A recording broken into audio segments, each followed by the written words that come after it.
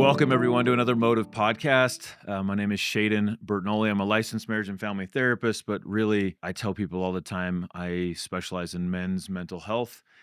I know that men are stuck, and my mission is to liberate men, starting with pornography, but at the same time, anything else that's got you stuck. And so, one of my adages, if you will, or one of my focuses for this podcast is that, life is it's already hard enough to be a dude, to be a guy, to be a man. So hopefully just listening to this can make it a little bit easier, whether that's just insight that you gain, whether it's a time to just kind of check out for a minute and like focus in on something else, or a skill or a tool that you can learn.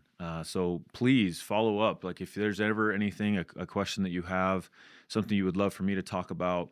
I do really well with questions. Sometimes sitting here and just talking with myself to cameras, they don't really have names and faces, so it gets a little bit hard sometimes. So excited to be here though with you. So what I want to start with a simple check-in for yourself, and I want you to think back to just even a couple weeks ago, whatever that was in your life, and take a minute and actually just collect some wins, dude. Right? Like life is, man, like I said, life's tough, and we as dudes, we kind of struggle sometimes to measure ourselves appropriately. We often look way ahead to where we think we should be. We have this ideal, this perfected kind of, I guess, status or way of being. And when we're not there, we're really hard on ourselves, and we see this huge gap between where we are and where we think we should be. And we often just live in that gap. And that gap is really destructive. It's really hurtful. It's a very shameful place for a lot of guys. So instead, what if we took a minute and said, okay, instead of measuring all the way forward, what if we could actually just say, let's just take a minute and actually look backward and see where I started. So whatever helps you, okay? It's whatever helps you. If you want to go back to when you were 10 years old and look at the growth that you've made till today, then do it. If you want to look back to when you were 18 and now look back to look to where you are now and see the growth that's taken place, please do it. And if you never have, it's pretty liberating, honestly. It's a really, I hope for most people that you can actually create a lot of compassion and confidence with yourself and happiness with yourself, because honestly, you for sure have grown. Now, if you only go back a couple weeks, then I want you to be able to give yourself permission to just focus on simple things. One of the themes, and I would say one of the common struggles guys have that are in my office is that the kind of home run hitters, like I think of that a lot with myself, where if I've just had a good swing, if you will, in the game, that's like not okay. Like if I didn't hit a home run, then like I guess I fell short. And so that's got to change. Okay, that mentality has to change. It's too debilitating.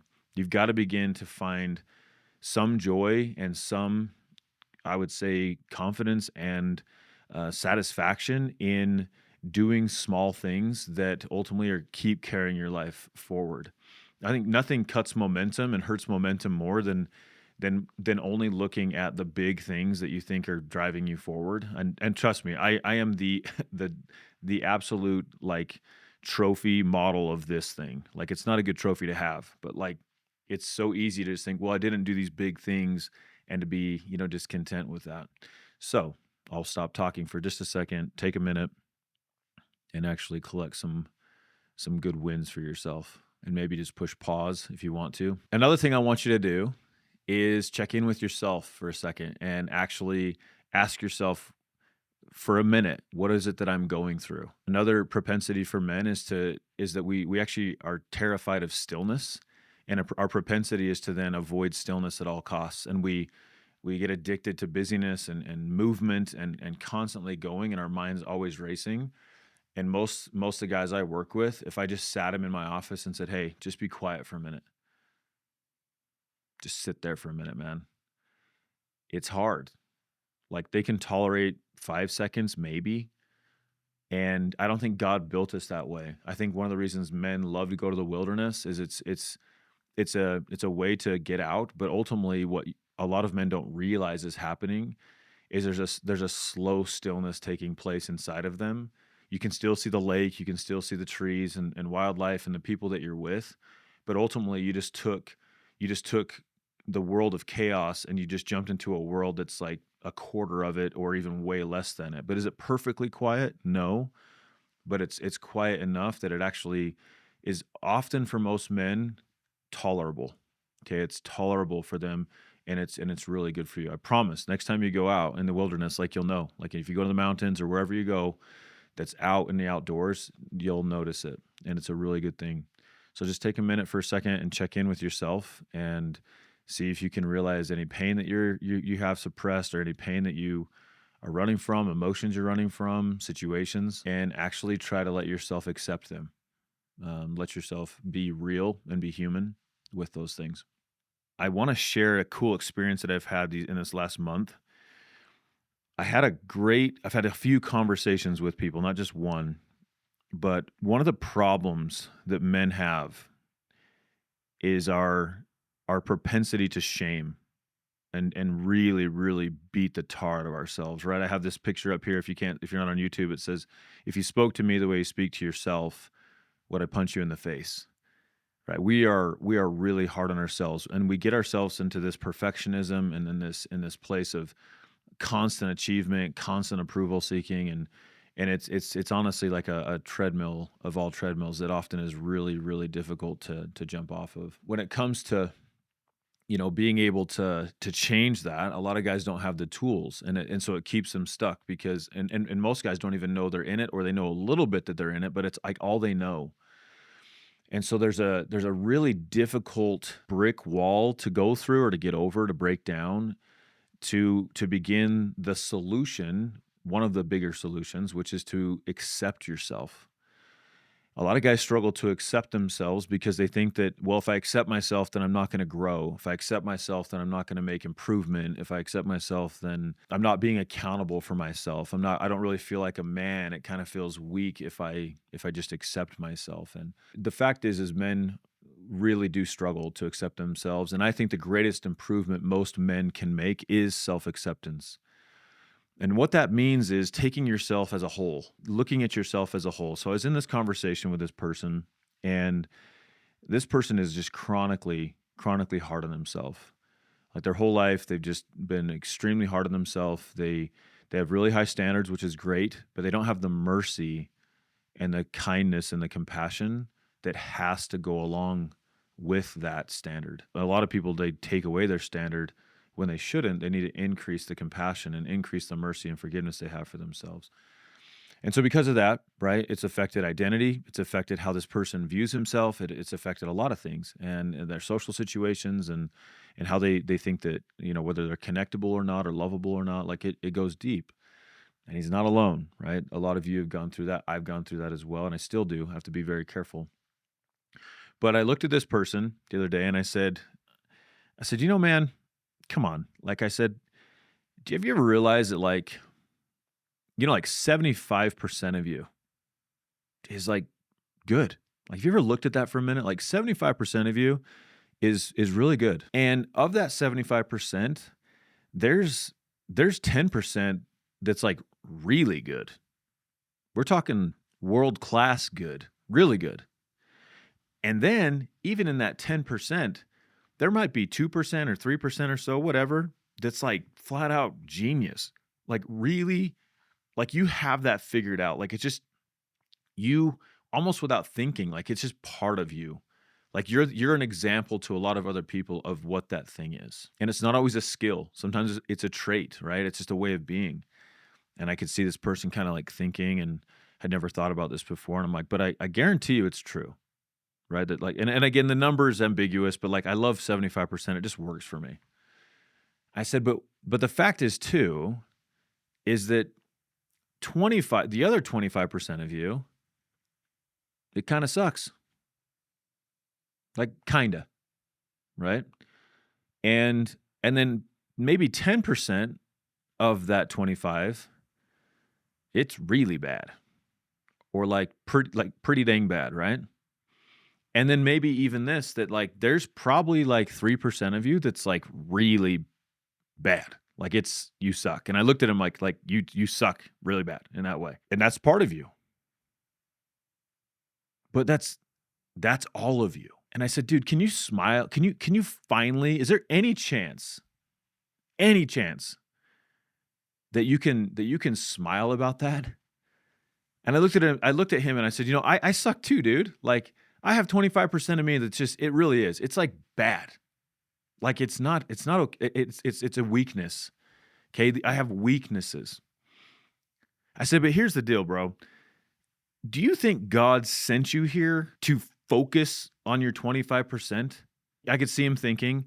And I said, I told him a story. I said, I had a guy the other day. He told me to my face. He said, I have a philosophy, Shayden, that I think that we are here and we have all these weaknesses and we have to improve those weaknesses. Like we need to change them. And he said, I actually don't respect anybody who doesn't. And I was like, man, okay, like that explains a lot of like your life. So you're telling me that you have this 75% of you that is like really good. And then you have these weaknesses over here. But your job in life, your purpose in life is to focus on that. And so I said, no wonder you're like this like addicted self-improver. Like you're like constantly in self-improvement mode, always improving, always improving. Well, I said, and I remember looking at him and I said, guess what needs to be improved, man? He's like, what? And I'm like, broken things. Like you don't really improve things that aren't broken. I'm like, so you're constantly coming from this place of being broken. And like you have literally said that to me before. It makes sense to me. And I looked at him and I said, and so I know I'm swapping stories. This is the other person. And I said, think of like an acorn. I said, or a child, but like an acorn's a really good example. Like, does an acorn, does it improve into a tree? I don't think so. Like when I look at an acorn, there's nothing broken about it. I mean, I know it sounds like a really weird metaphor, but like I think they're cool. Like what kid doesn't find an acorn and put it in his pocket, right? They're really fascinating. And I think it's interesting that kids like acorns, like they pick them up and hold them and, hey, dad, look at this. Like I think there's some very deep spiritual things. Why? Because what can that acorn become? Like an incredible oak and beautiful tree, like a million times bigger than the seed it came from. So do we call that improvement or do we call it growth? And I just going to tell you right now, I call it growth. I love growth because it implies that at this point, I'm okay, even with my 25%. And if God needed me to be so much better, he would have made it happen already. Do I have free will? Yes. But if he needed Shayden, if he needed you to be so much better than you are right now, I promise you, he would have already made that happen. That's how powerful he is. But he hasn't. In other words, you are where you are. And you can't accept that. And the resistance to accepting that is creating so much suffering for you.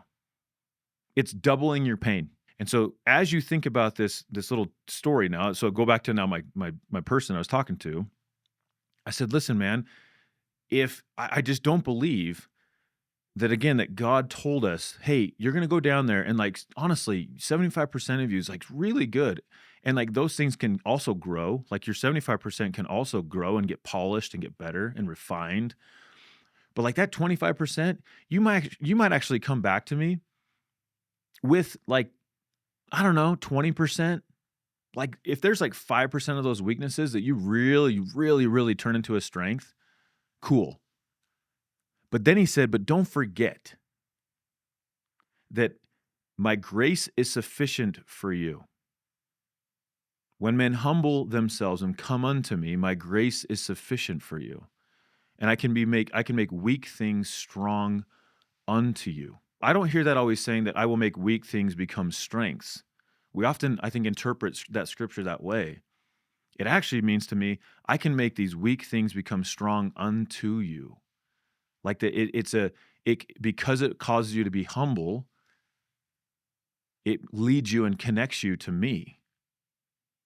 But I don't know that I want to change it. I don't think he made Moses an incredible orator. Maybe he did later on. But if you look at scriptures like Peter and like all of like Saul and all these people, like I still think they carried a lot of their same weaknesses at times. But what they did do is they allowed God to sanctify and actually help these weaknesses, but maybe they never really got a ton better. Why? Because I don't think God intends for us to stay hyper focused on our 25% for our life. Because then what happens? I can't multi-focus, nor can you. Nobody can. We can focus on one thing at a time. And the 75%, that's what he wants you to focus on. That's your gift. I said to my client, I said, listen, dude, this 25%, God needs you to be compassionate with. But this 75%, God needs you to be responsible for. You are responsible for these strengths and these talents and these gifts. They're your responsibility to pick up and to serve the world with. Not serve yourself, but to serve the world with. And this 25% of you that's kind of, not so great, you need to have compassion with. You need to have some kindness with yourself because everybody has a 25%. Everybody does. And the moment you think they don't, you're off. You're deceived. You're wrong. You're arrogant. It's not true. This 75% is what you prepared for before you came to this world. It is filled with gifts, with strengths, with attributes, with love, with beautiful aggression and protection and providing and all those beautiful masculine things too. But if we keep them dormant, which so many of you that are listening, I hope it's kind of a call out. Like I know so many of that is quiet. It's asleep. And then you come into me or you ask me questions on the street or wherever I'm at. You're like, dude, I just feel numb. Or sometimes I feel like I don't have any purpose. I feel like my life is somewhat meaningless. And I actually have to say, I think you're right.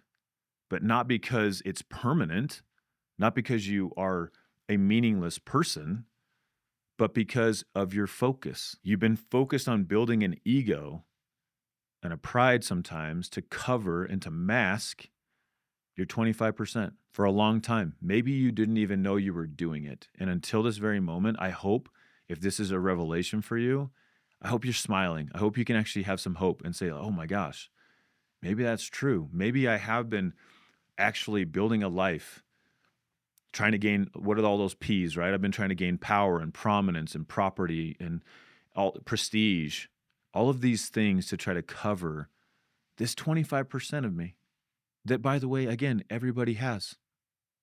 Instead of allowing myself to come out and live in my 75%, to be a giver rather than a taker, or a getter, if you will, and to give to men, to give to other people, to give to my wife, to give to those around me, to give to strangers, to edify and empower and bless their lives. And guess what that is called? It's called meaning. That's called purpose. Purpose and meaning are found in other people. God will never allow you to just simply become a man of great resume without the intention of you serving other people. I'm a huge believer in that. Like he's not a self-help guy. Like you can read all the self-help books you want and develop yourself. But if you actually want his grace to attend you, to build you up and to make those things more permanent, you have to have the motive of service, of giving to other people. If it's only for you, I promise you will feel empty even in that. I know it sounds weird, but he's not trying to make you this trophy. I said it to this guy the other day. I'm like, do you think God wants you to be a trophy on an island? What does that do? Cool, you're all perfected, so to speak. You're so polished, but you're on an island with nobody else. Like, what good does it do? We're here to love God and to love our neighbor, and we are really, really struggling at that, guys. Like, really. We are focused on seeking our neighbor's approval. We're really good at that. And honestly, kind of forgetting God and serving and worshiping our own desires, our own will. And if you think I'm preaching at you because I'm so righteous, maybe I should bring my wife on here because she'll tell you, Shayden's speaking from Shayden, right? The reason I can speak from the hip on this, it's me. I've gone through this and I still do. But the difference is I'm doing my work to be aware of it. The awareness is then creating abilities to stop it and to change it and to know what I need to refocus on. And many of you dudes in your young years, I don't even care how old you are actually, the awareness hasn't been there. And I hope that even just this simple idea of like, man, the 75% rule, it's kind of what I've been calling it, can change you. And that maybe, with my client, I looked him in the face. I'm like, yeah, dude, like, I just want to remind you that you suck. And I said it with this smile, right? And I know if you're listening, you won't see it, but I hope you can feel it in my voice. And he just laughed. Okay, he laughed, and it was the most freeing laugh I've ever seen him have. And I haven't been in his personal life forever, but it was so neat to see him just relax.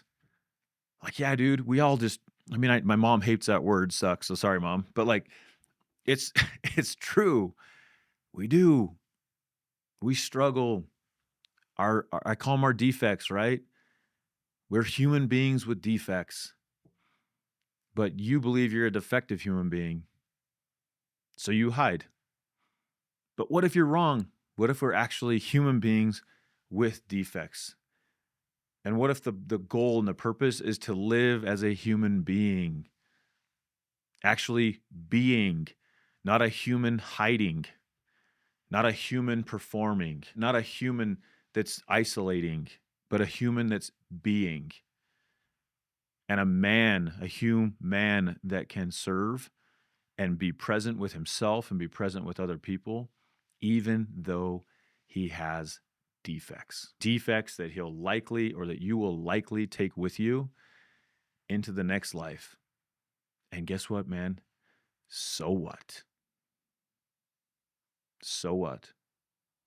Because last time I checked, if you believe in Jesus Christ, he says, will you stay connected to me? Will you make a promise and a covenant with me? And if you will accept me and take my name upon you, my grace is sufficient. And you don't need to know how I will make up the difference in you. That's not faith. Trust me that I will make up the difference. Trust me. Because I can and I will, but you have to act. You have to try. And I hope that as you're listening, there's no shame. I hope you don't feel like I'm like, I get energetic, but I hope you feel love, and I hope you feel the hope that I have, because I'm so sick and tired of seeing the stuck and captivity, the stuckness, if you will, and the captivity of men who are so stuck in their 25%. And because they've been in it for so long, there's no way they would think it's 25%. They would swap it. They think that 75% of them is bad, and that there maybe 25% of me is redeemable. Maybe. That's the norm. And you're wrong. You haven't spent time enough in your 75. You haven't spent enough time asking yourself, asking your parents, asking others who are around you, what traits do I have? What gifts do I actually have? What gifts can I bring out? I think that I actually believe, like silver. I love the idea of refining us as silver. When you take silver, refinement means that you bring out what is already there in its cleanliness, in its purity. So to refine metal, to refine steel, that's what it means. You're burning off the impurities. But it's only by being silver. Okay, I said this the other day, that many people are like they're silver, but they have like this cover on top, like a copper cover over the silver, and it's like this protection. And they're like, well, I'm trying to make sure that when I come out as silver, I'm so polished and so perfect, and then I can finally get rid of the copper. Well, the problem is you forgot you were doing that, and now you think you're copper when on the inside you're not. So you have this civil war of identities, because on the outside, this is what people think of me. This is this ego that I've built. But on the inside, I'm actually a really lovable person. I'm actually someone who can love others. I have great traits. But now I can't be him because people don't know me as him. And that would be embarrassing, to just be all different. I'm like, well, at what point do you honor yourself and stop betraying yourself and allow the refinement to happen, where it's like, forget copper, be imperfect silver as best that you like it, in it's 75%. And the goal isn't necessarily to take away the weakness, because God can do that, but is to live and breathe and act in my 75. And maybe that actually then begins this process of, now I'm at 80. And holy crap, by living in my 75 it actually then it began to creep into my weaknesses, because the more and more that I live the way I want to live, I start seeing like, yeah, I actually have this weakness, and maybe I can do this. It would help that a little bit. But where's the focus? Not on the weakness. It's on purpose. It's on you in who you are. But again, it's also always on the people that you are here to serve. And I'm telling you right now, as a witness, that is already in your environment. That being the people who need you, God has already placed in your life. There is no coincidence to where you are, where you live, who you come in contact with, I promise. And you will find that when you go to the airport and you sit next to somebody and you just have this nudge to maybe chat with them before your flight, there's not a coincidence that that happened. God is the orchestrator of all of it. And I can witness to you, as someone who does like to talk to people and does like to use my 75, it works. And you walk away and you're like, man, I think I know why I was on this flight. I think I know why I came to this area. I'll share a quick story with you.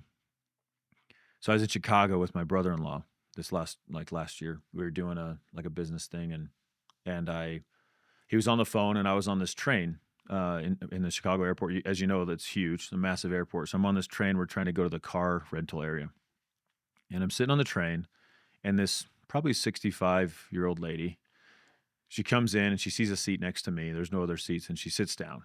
And as she sits down, she just takes this breath like, oh, and I heard it. And everybody else is on their phones, and I was trying to be present. And I'm not trying to self-aggrandize, but I was. I was actually, I'm just going to sit here and not be on my phone. And her breath caught my attention because it was a breath of tired, right? And I looked over at her and I simply said, "Long day?" And she's like, "Yeah, it's been a really long day. Today was so busy. The airport's not usually this busy, but today was so busy." And I said, "Oh, you work here?" She's like, "Yeah, and worked here for a long time." And I heard this accent in her voice. And I said, "Where are you from?" And she said, "Well, I'm actually from Greece." And I said, "Oh, wow, like what brought you here, you know?" And she said, "Well, I fell in love and I met this guy, and he took me, brought me to America, and we got here." And she says, "I'm not even with him anymore. Like, we got married, but we got divorced, but I stayed here." And I said, "Oh man." And I said, I have a good friend who's Greek. And I said, "I know this is a weird topic, but I said he's really touchy." And I said, "I know Greek people are very physical, and they love affection." And I said, when I adopted my little girl, he like kissed me on the forehead. And I remember I wasn't offended. Like, it was like, that's really cool. And so she's like, "I know, right?" And I said, "I got a question for her." She's like, "What?" And I said, "So how has that been for you? Like, you live in America." And I said, "Then COVID happened. And we were already kind of socially distanced in some ways before, but like we weren't."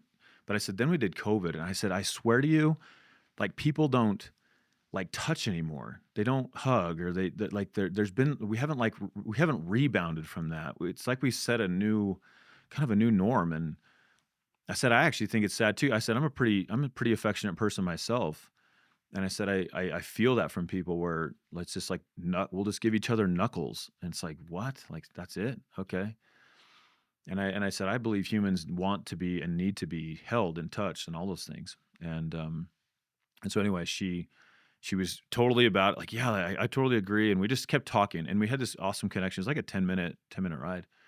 Anyway, the funny part is my brother-in-law's on the phone, and he's like, kind of, he could see me with like talking to her. And so we get off the train and she gets off at the same time. I wish I remember her name. I should have wrote it down. But my brother-in-law is like still on the phone, and I get out, she gets out, and she's like, "Hey, have a good day." And I turned around and I said, "Hey," and I just opened my arms huge, and I just said, "Can I give you a huge hug?" And my brother-in-law was he's watching, and just his eyebrows go up like, "What is Shayden doing?" And I just gave this woman like this massive manly hug, and I held her like really tight, appropriately, of course. And I could feel it now, and I didn't let go. Here's this woman who is single. She had told me some things, and I felt such a deep like love, it's like a sister and someone who just needs to be human. As I've drawn upon that experience, my brother-in-law again, he was just kind of like, "What was that about?" And I'm like, "I'll tell you in a minute." I'm kind of like choked up that I just had this simple experience with a stranger that led to me feeling so much love. And men, I'm not special. Like, we can do that. We are protectors. We're providers. And I think sometimes we don't remember that we should be protectors, not of like violence all the time. When is the last time you had to protect your spouse from violence? But what if you have to protect her from hate? And what if you have to provide love? What if this world needs men to provide love, masculine love? What if this world needs us to preside in love, to have authority with love rather than pride and power? And what if God wants us to protect with love and through love? I think she walked away probably feeling more protected than she had in a long time because of what we were able to simply experience together.